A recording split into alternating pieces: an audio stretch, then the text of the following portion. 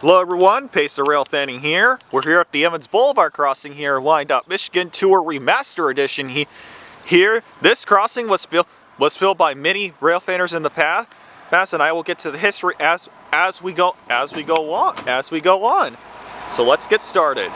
For the first signal, we have a Siemens base, and here's the emergency information. The dot number for the CN Shoreline, the dot number is 867595E. There is no older dot tags because the old Shoreline signals got a rip and tear during the summer months of 2018. As for the gate mechanism, we have a refurbished Safetran gate mechanism replacing an old Wabco gate mechanism in 2018.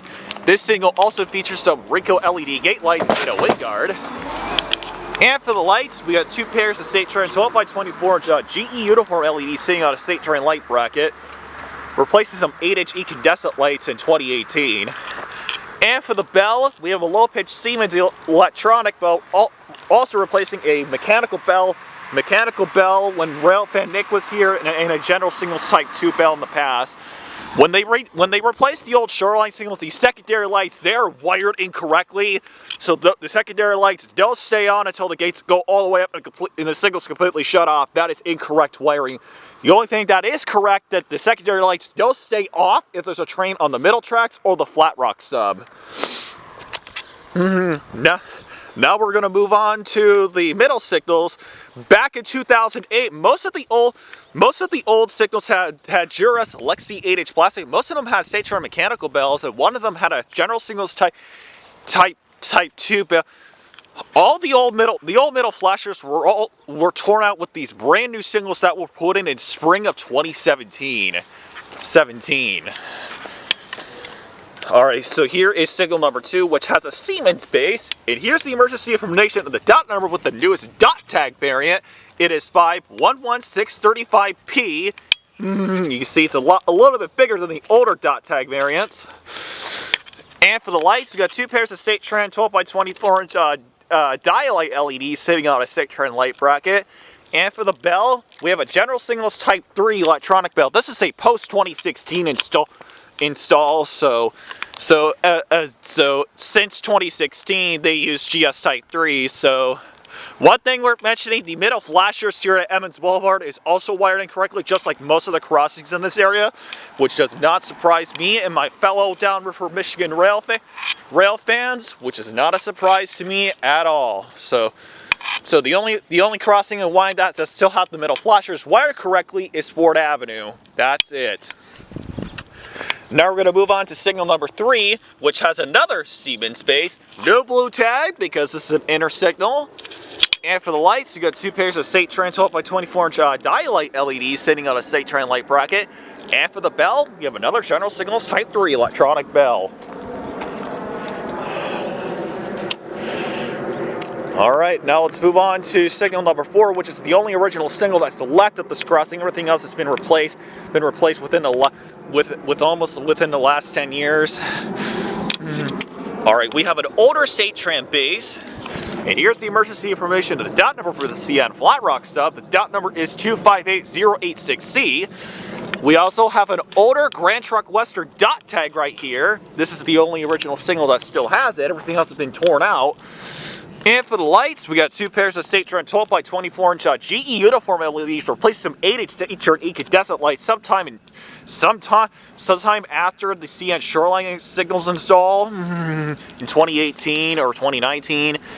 And for the bell, we have a General Signals Type 1 electronic bell. It's still going strong. It's been here since the Rich Owens days. That is the only original bell that's left at this crossing since the Rich Owens days.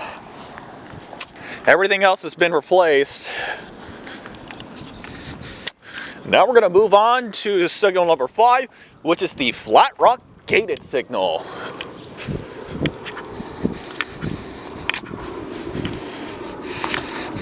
Which is also a newer signal, which I'll explain, which has another Siemens base. Here's the emergency information once again. And for the gate mechanism, we have a refurbished Safetran gate mechanism replacing a Wabco gate mechanism sometime in fall 2018 after the CN Shoreline signal install.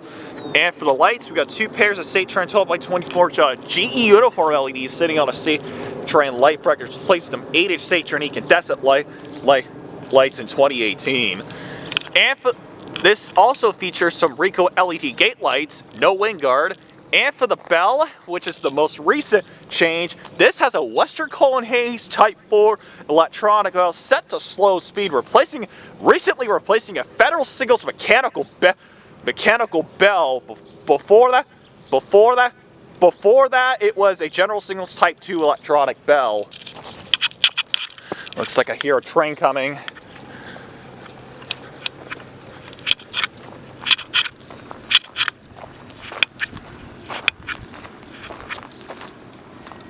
And for signal number 6, this has another Siemens base. And here's the Conrail emergency information once again. And for the lights, we've got 2 pairs of Safetran 12 by 24 inch dialight LEDs sitting on another Safetran light bracket. And for the bell, we have another General Signals Type 3 electronic bell.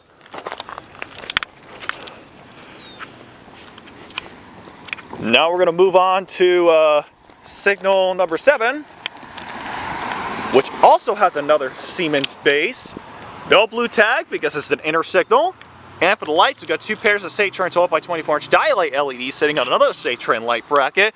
And for the bell, we have another General Signals Type 3 electronic bell.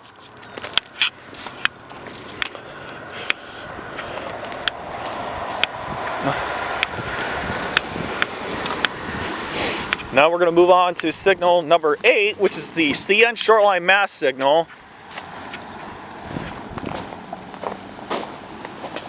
which has another Siemens base facing sideways. And here's the emergency information for the CN Shoreline once again.